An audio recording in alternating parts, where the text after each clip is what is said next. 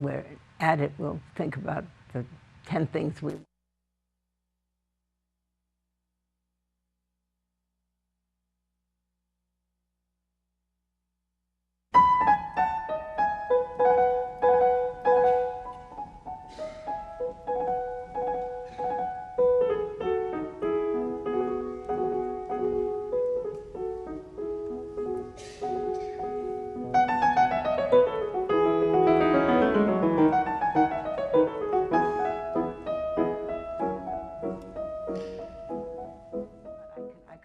understand her not wanting to go.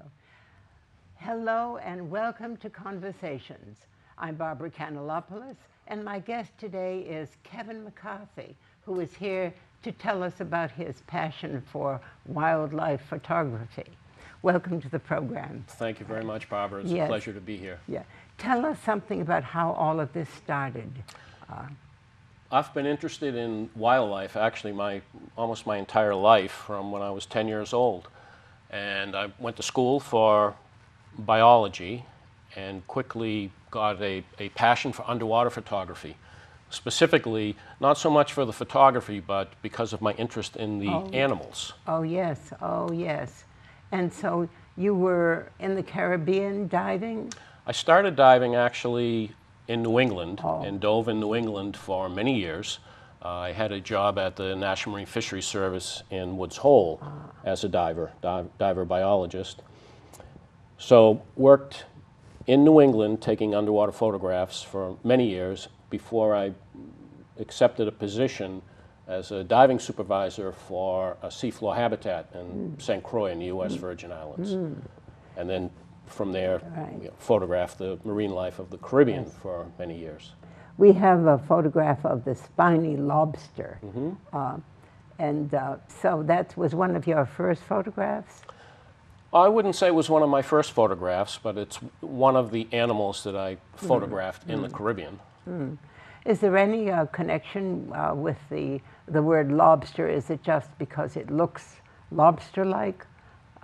Or is there something about the species that well, it's the Caribbean spiny lobster. I mean, it's a true lobster, very different than the lobsters we have here in New England. Oh, I see. With the clawed lobster, but it's the tropical equivalent of the New England lobster. I understand. Right. And so you did that for a number of years, and eventually got interested in other kinds of wildlife too.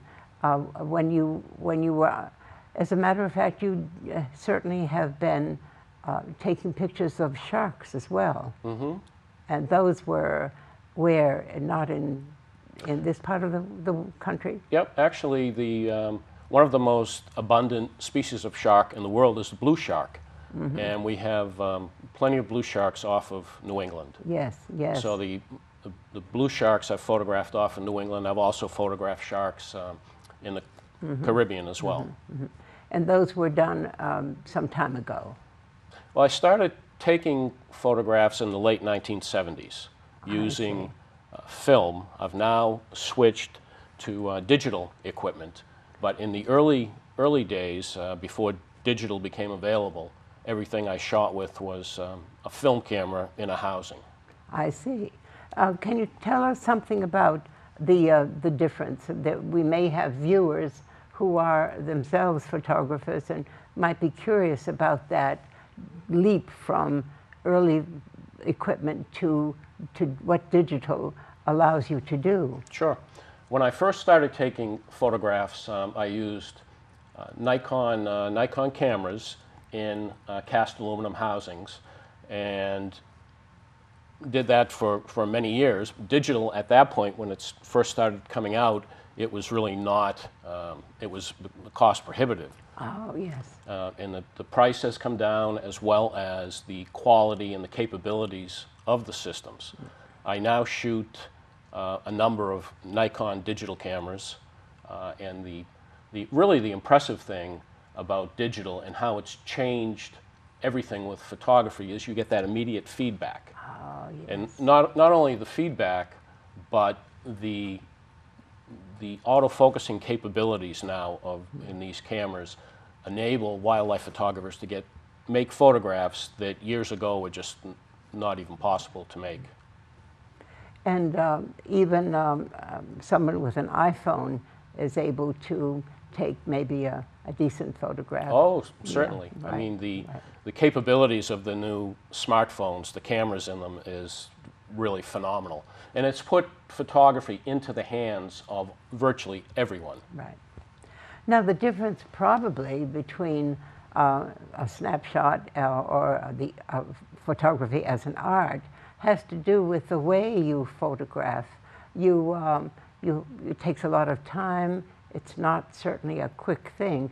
Tell us about how you, for example, when you photographed, when you were planning to go to the Arctic, how you had to stay there for hours. Or in fact, a good example would be your photograph of the aurora. Mm-hmm. Making a good photograph, especially with wildlife photography, there's many hours of waiting for either to catch the animal or to get the light has to be correct. Yes. So there's an awful lot of time spent waiting.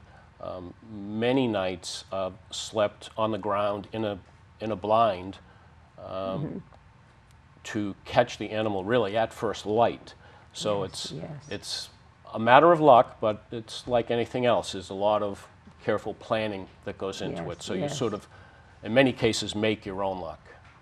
I think perhaps our viewers can see that aurora photograph, and that particular one was something that you had really got right on that occasion. I've wanted to photograph the aurora borealis for many years, and I've tried 4 or 5 times, but the conditions weren't right. It was overcast, or the aurora really was not showing the exhibits that it certainly can. I think the photograph that you're referring to, I actually made in Wiseman, Alaska last October, around 3 a.m.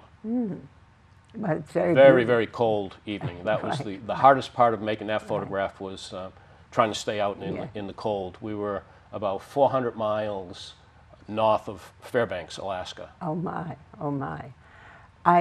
What is your favorite species to photograph? I would say I'm primarily attracted to apex predators, whether it's birds of prey, bears, polar bears, brown bears.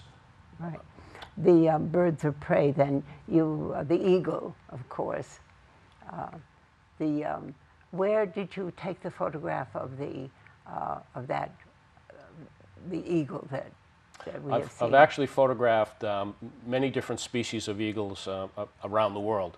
For instance, stellar sea eagles and white-tailed eagles were in the pack ice off of Hokkaido in northern Japan. In the winter months, the stellar sea eagle, which is one of the world's heaviest eagles, they live in the Russian territory, but in the winter, a small portion of the population moves into the northern Japanese waters. So you can get access to them. Same with the white-tailed eagles. I've also photographed them in northern Norway. Really? And the bald eagles, of course, Alaska is the place to photograph them in. I think Homer, Alaska, I've never seen a place better for photographing bald eagles. Now, the osprey, that's native. We have lots of them here. Did you photograph them here? I have photographed osprey on Cape Cod many times, but I think the best place I've photographed, that I've found for photographing ospreys, is actually in Finland. There's a small pond in northern Finland that they have hides around the pond, and it's just beautiful, tremendous place to photograph osprey. I see, and they return to nest there year after year. They do. Yeah. That's the same as look at how fortunate we are in Falmouth with all the osprey nests that are around here. Yes, when there was a time when they had disappeared, so it's been a remarkable recovery. Oh, it's a tremendous recovery. Yes, absolutely. Yes, and so you had mentioned brown bears. one of the things that makes me so grateful to photographers like you who do wildlife is that it makes those of us who are not likely to encounter bears in their lifetime, it makes us cognizant of how beautiful nature is, how remarkable these animals are, and how much we are part of that natural world. They don't seem as strange or alien as we thought. I think we can go too far with that. There are some people who will romanticize it, bears, and maybe want to be among them. So I think there's a recognition that they are also Well, sadly, animals. we've seen that recently in Alaska, where, I think most wild animals, you have to show them the proper respect, Right. and be aware that you are dealing with a wild animal, and Yes. wild animals are unpredictable. Right, that's right. So you certainly have learned how to deal with all of that. Well, having said that, I think very few animals will intentionally cause harm to a person. The brown bear is a perfect case in point. I think there are a lot of misconceptions about brown bears. While they are wild, dangerous animals, I've managed to get with my fellow photographers very close in a very natural environment with these very large, impressive predators, and we've felt no danger to ourselves, and it's been an excellent experience. So in many ways, it's we are the intruder, and that might create some difficulty. That's absolutely the case, yes. Now, you're planning another trip to the Arctic. I am. I'm going pretty much the entire month of July back to Svalbard in the Norwegian Arctic. And you're going to capture some polar bears? Polar bears are the primary objective, but there will also be seals, ring seals, bearded seals to photograph. Of course, walrus that are very impressive, and a range of breeding seabirds. Oh, very good. The polar bear photograph that I have seen, that was in the same place? You're returning to that place? This will be my third trip to Svalbard, but I've also photographed polar bears off the North Slope in Alaska, on the island of Kaktovik, or the village, I'm sorry, of Kaktovik. The island is Barter Island. I've also photographed them numerous times in Churchill, Manitoba. I don't know if you have ever seen, perhaps on TV, they have the very large tundra buggies to bring you right out on the tundra, so you're 10 feet in the air, so you're safe from the polar bears. And polar bears, I think very much unlike the brown bears, if they could, they would kill you and eat you. So the polar bear is a very impressive and dangerous animal. Right, right. It's remarkable that that you're able to do that. It certainly takes a certain amount of courage, planning, and certainly it's not easy. Do you get some assistance when you are in those places? Yes, always. And by the way, I don't really think it takes much courage. It does take a lot of planning and time. And having a good local guide, many cases, is the key to getting a good wildlife photograph, especially when you're dealing with polar bears, animals such as that. Right. And when you're off the boat photographing polar bears, you always have one or more guides with high-powered rifles who are very familiar with being around polar bears. I see. So that there is a lot of planning. There is a lot of planning, yes. Right. I'm sure that when you first started out, things were quite different, not only with the equipment, but your own experience, so that it gets easier with each trip. Well, I suppose it gets a little bit easier, but I can remember when I first started with underwater photography, I probably didn't have a usable image for maybe a year. So certainly there's a learning curve that you have to go through, for certain. Tell us about the foxes. We had a photograph of, I have seen your photograph of two kits, were they? Yes. Mm-hmm. And how did you photograph them? Well, that was just a wonderful afternoon. That was in Svalbard in the Norwegian Arctic, and the two parents were off hunting for seabirds to bring back to the den, and the two kits were just playing around the den, and there was a group of us photographing them, and we maintained a safe distance so as not to bother them. But it was just a tremendous afternoon where we photographed them for 3 or 4 hours as they were playing. Obviously, completely undisturbed by our presence, and it was really something. Yes, sounds thrilling. Now, if you notice on the Arctic fox, that was in the summer. In the winter, the Arctic fox completely changes its coat, and it's pure white. Oh. Beautiful animal. I've not had the opportunity to photograph one in the winter months, but that's on my list of things I want to photograph. Yeah, and these were kits, so they... Yes. Right. Now, I was going to ask you about your work, whether or not locales have got to be pristine, whether or not people who go in to photograph are, in some sense, maybe despoiling the environment. Is there a lot of that going on? I think there's been some criticism of tourists with cameras, perhaps who are not well prepared, and where there's not been a lot of planning, who might really affect the environment. Yeah, sadly, negatively. that's the case. I mean, unfortunately, you see that in many places. But to be a good, responsible wildlife photographer, it's paramount that you don't damage the environment or get too close on purpose to harass an animal that you're trying to photograph. True. That's doing the responsible thing. You must have noticed the environmental changes in the Arctic that have become so dramatic while you were photographing. And I'm hoping you will not see more of that, but sadly, what's happening with that? Sadly, that's the case. I mean, you see the glaciers receding at an alarming rate, and just a couple of years ago, we looked at an island that 15 years ago wasn't even there. It was covered in ice. So it seems like in the Arctic, more than any other place, you're seeing the changing environment.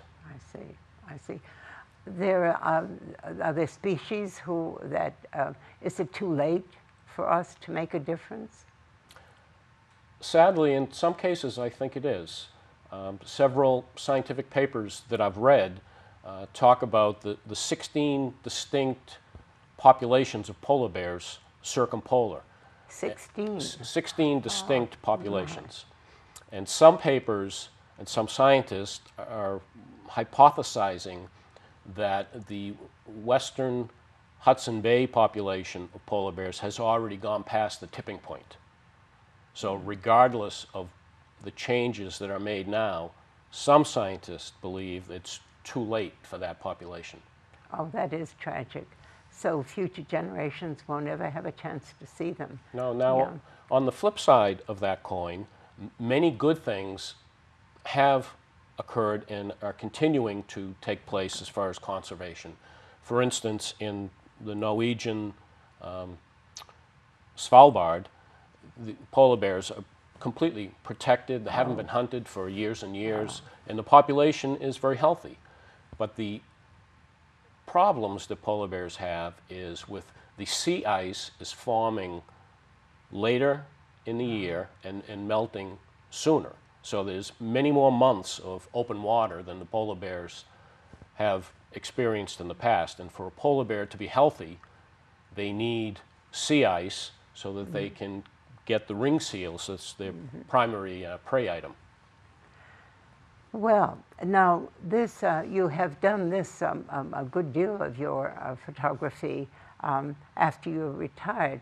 I understand that you have done considerable work in companies that do manufacture equipment for divers, for exploring the deep ocean. Yeah. I worked for actually 16 years for the oceanographic company Benthos in North Falmouth. Yes, most of us are familiar with that. And more recently in my career, I was with Hydroid, manufacturer of autonomous underwater vehicles, the Remus vehicle, which was technology that was developed over a 20-year period at the Woods Hole Oceanographic Institution. I see.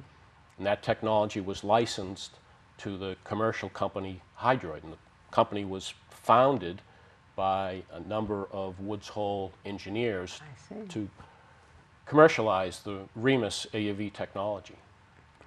So that's been, that kind of equipment has enabled us to learn much more about what's going on in our ocean. And I don't know if you keep up with some of that research that's going on? I do. Yeah. Is it the case that we find lots of areas where there has been deterioration, pollution that has affected? I'm thinking now about the coral reef, and I'm sure that the equipment that you have certainly worked with has enabled people to do that research. Of course, the coral reefs, the big issue with the coral reefs is the coral bleaching due to the elevated water temperatures. Right, right. So coral reefs are in trouble as well. Yes. Well, now you live in Falmouth, and you've been here for a couple of years. When did you first arrive?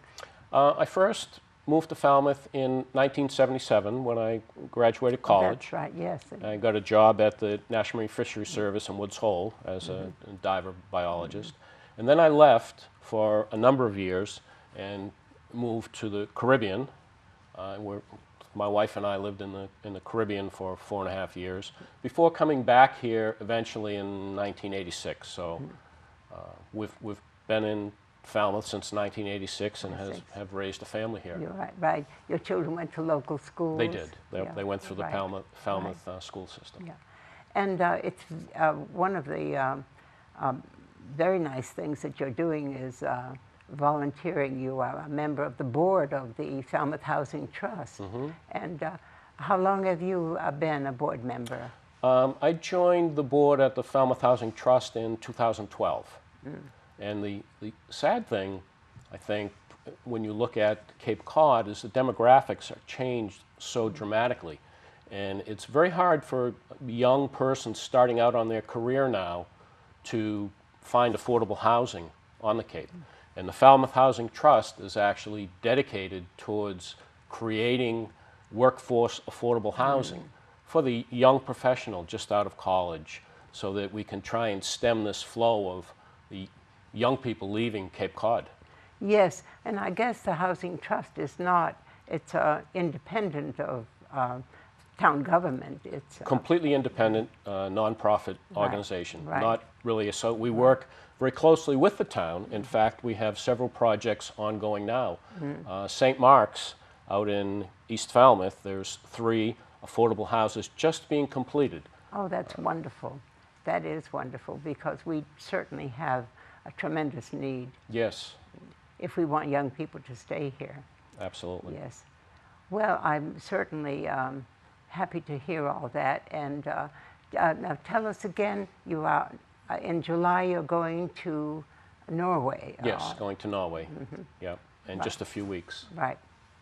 Well, we wish you well, and I thank you very much for being with us and telling us about this and having us view your photography. You have a website. I do. That, yes, we'll put that on the screen so that people able to contact you if they want to see some more of the pictures that we've shown today. Yes, yes, of course. You can just go on the website and there's a contact me. Good, good.